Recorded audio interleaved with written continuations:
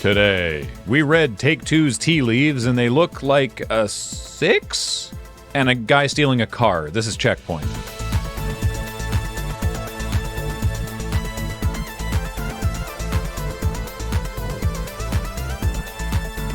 Welcome to CheckPoint, where if you're not satisfied, it's free.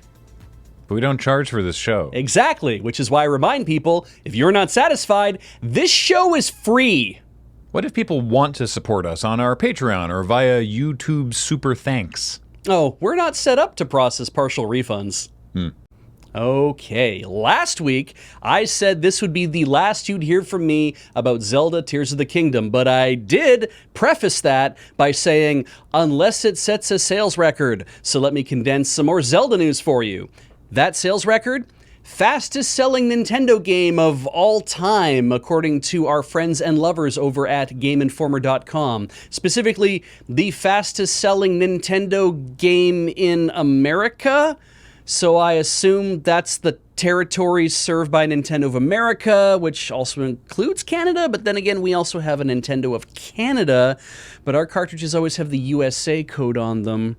Look, it's not important. What we do know for sure is that the Nintendo UK Twitter account posted that Nintendo has sold over 10 million copies worldwide, and that is a record for fastest selling game in the Legend of Zelda series. Which means that if we slice up that language a few more times, Tears of the Kingdom might even qualify to pay for its own Guinness World Record.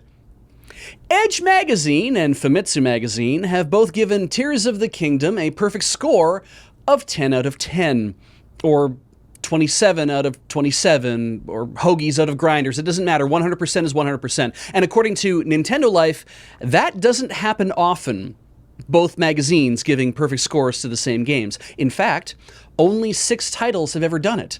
Grand Theft Auto V, Zelda Ocarina of Time, Zelda Skyward Sword, Zelda Breath of the Wild, Zelda Tears of the Kingdom, and Bayonetta, which I think is really weird company.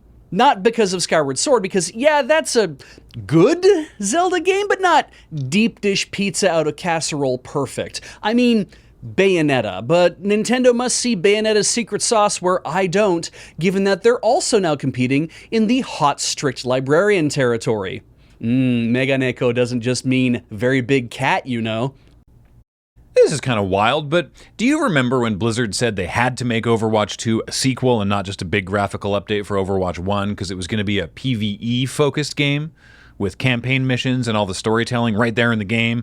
So after they hastily announced it before they were ready because they wanted to distract from all the allegations, they stopped working on Overwatch and let it languish for years without new content because they were putting so many resources into the sequel's PvE mode with custom maps and entire talent trees, and folks, it's going to be so good. And then they canceled it?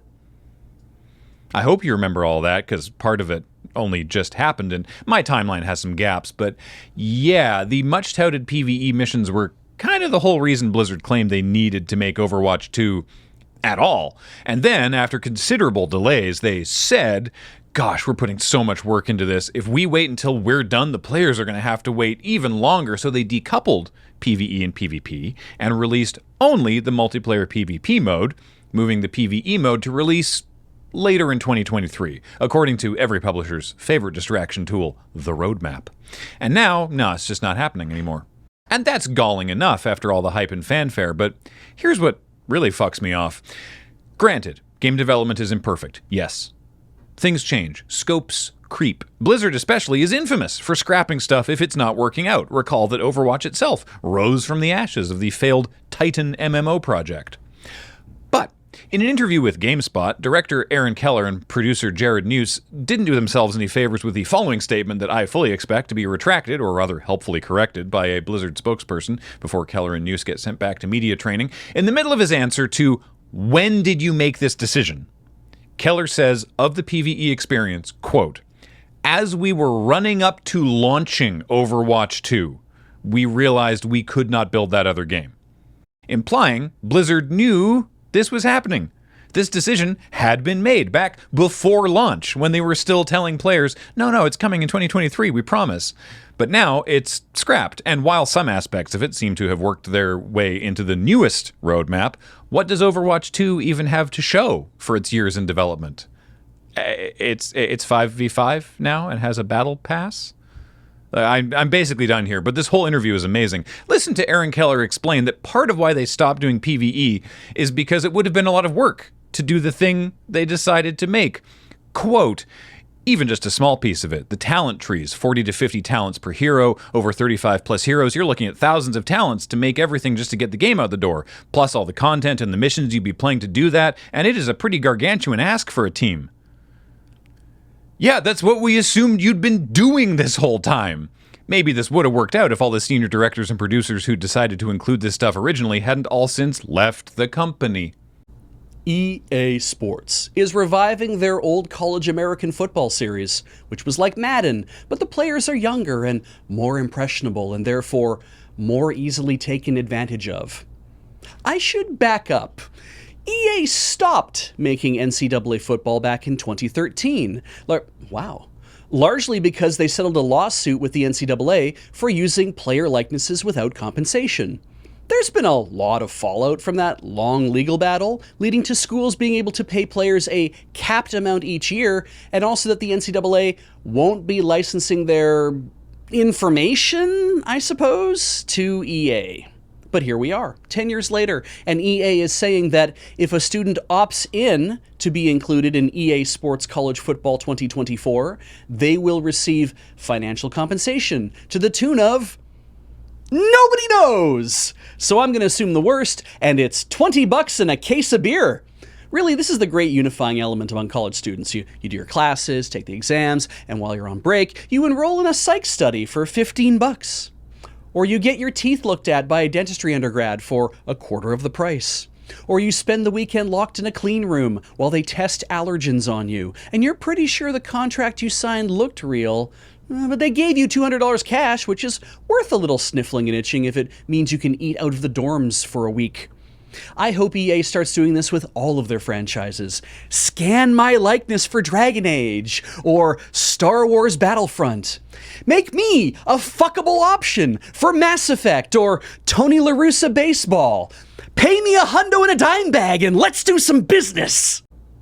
The gaming press was buzzing this week with news that Grand Theft Auto 6 will finally be out next year. Of course, Take-Two Interactive hasn't made any formal announcements, but as usual, the best info isn't found in a sanitized, overwritten press release stuffed with spuriously sourced quotes. The real stuff is in the earnings report, aka real news for the people the company actually cares about. Shareholders. But let's put aside the intrusive thoughts for now and concentrate on the fact that Take-Two is predicting $8 billion in bookings next year. Bookings is a finance term that basically means future commitments from your customers to pay you for things. And over $1 billion in cash flow next year. And yes, they have a bunch of new titles lined up, but realistically, are new entries in the BioShock and Mafia franchises so good that Take-Two thinks they'll help the company earn almost $3 billion more than they made this year? For the sake of profit-matching employee bonuses, I hope yes, but realistically, no. So we're calling it here, folks. 2024 will be the year of the grandest theft, the 6th auto. They told the shareholders, so it must be true. Is the game really going to be that popular? Well, GTA 5 sold like 180 million copies, and kids love it. When I went to Penelope's school for career day, fully half of the kids wanted to know if we streamed GTA 5. Shouldn't all of those kids be too young to know what GTA is? Yeah, but I was starting to lose them when I told them I didn't personally know Mr. Beast, so I didn't want to press my luck. Fair.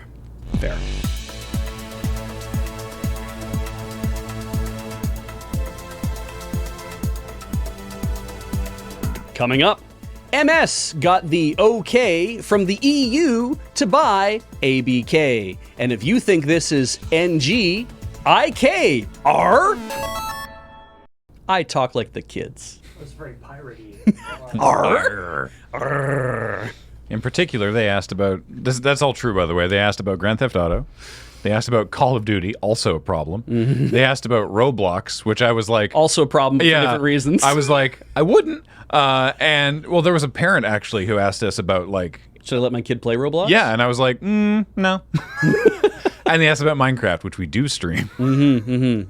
Completely okay. Yeah, but literally like 5 or 6 kids were like, "Have you met Mr. Beast, or do you know Mr. Beast, or whatever?" And I was like, "No, I do not know that man." I feel like, by and large, kids these days are much more exposed to the word fuck than I ever was at that age. Probably. Probably, yeah. And you're doing your part. I definitely am trying to fill their ears with it. If there are any certified children who watch this show, don't tell your parents that you know about CheckPoint. Oh, right. Oh, boy. They got to get their sex education somewhere, and why not from a video game satire show? Oh, for so many reasons. For so many reasons, Beej. Paul pointed out, Tears of the Kingdom is selling better than Breath of the Wild, which itself had, as you pointed out, 102% attach rate. Yes. And I was like, what in the Symphony of the Night is this 102 percentage? And it's because it sold more copies than people bought Switches. Yes. Initially. 2 reasons assumed for that. One being that maybe you didn't have the money to buy a Switch, so you're like, I'll just get my collector's edition of Breath of the Wild right now, right? Or maybe I'll just buy a standard copy because what I did that.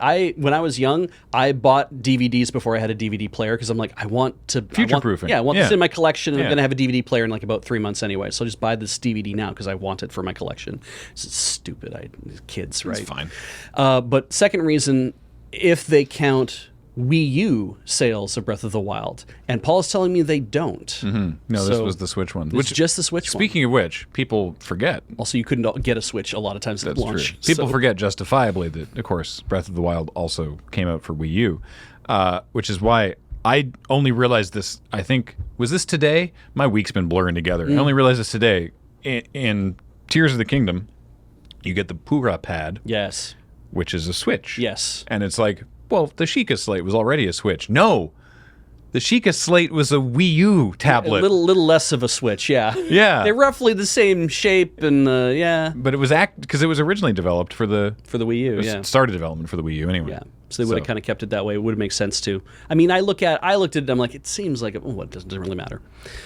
But yeah, crazy attach rate. But the reason why, of course, you would sell so many now, because it's like you're looking at percentages, if you're looking at attach rate, this is clearly Tears of the Kingdom does not have a 100% attach rate, I wouldn't think.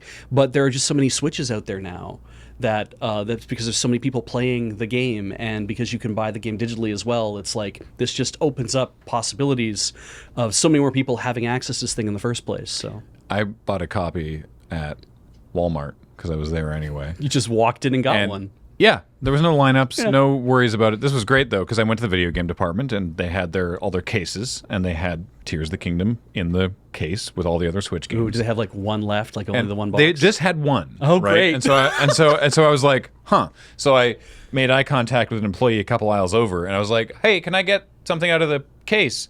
And she was like, is it the new Zelda? And I like, yes, it is. And she's like, oh, guy at the cash has them. So like, oh, okay. So there's only one in the case. There's only one in the case. And so I walk over. No, this was the best. I walk over to the cash desk. I haven't said anything. It's far enough away he didn't hear that conversation. Oh, fair. He just sees me walking towards him and pretend that my phone is the game. He just goes...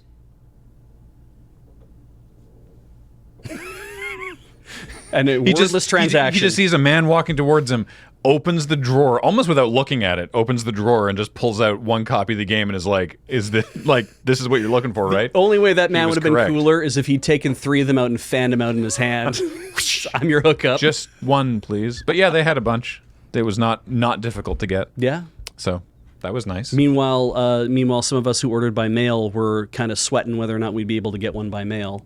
And then weirdly, it showed up, like Heather's copy, it showed up in the mail like same day. Like we didn't think this was going to happen, but it showed up on Friday. We were able to bring it in for CheckPoint.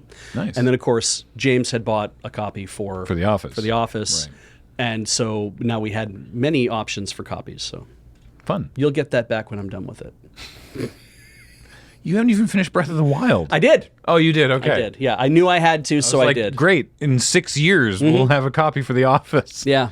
I took Heather's advice. She said, if you already have your motorcycle, you can go beat Breath of the Wild, which is kind of like if it wasn't for my horse, I wouldn't spend a year in college kind of thing to say. Thank you, Lewis Black. It's like, if it wasn't for my motorcycle, I would never have beaten Breath of the Wild. She literally told you on your bike.